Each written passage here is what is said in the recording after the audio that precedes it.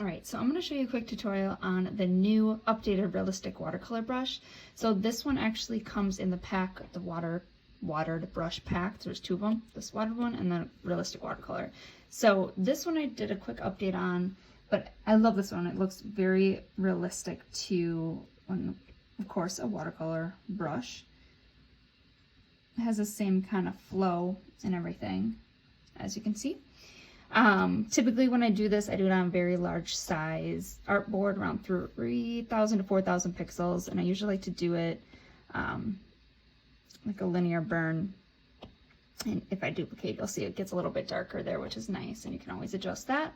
And another little tutorial to that is if you erase some spots, you know, it will lighten up to give that more realistic look. But what I did with this update is, let me add a new layer, is change the color of the strokes. So if you set, let's do this blue, and then if you choose this other box up here with the darker blue,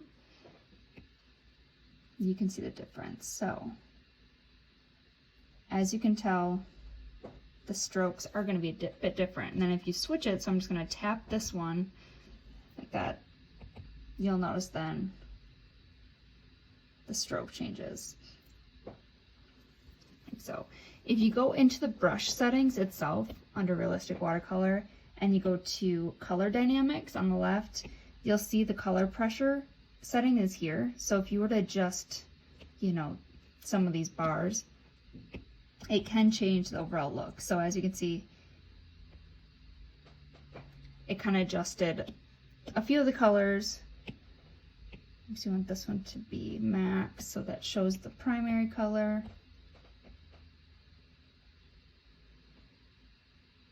So the colors won't be perfect per se, but it's always fun to kind of play with it like that.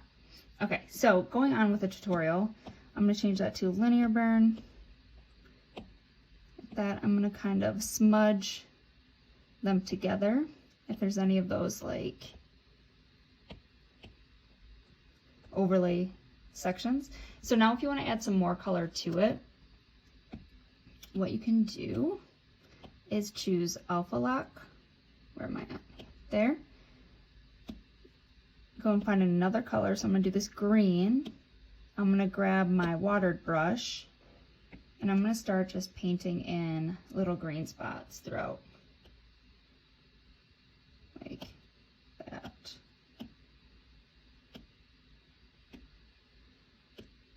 Like so. So it looks kind of crazy, but if you go up to the adjustments on the top and then choose the blur and just drag your brush, you'll see it kind of blurs it all together. So it looks even more realistic, like watercolor. So that is a little tip and tutorial for you to use with the new Realistic Watercolor Brush.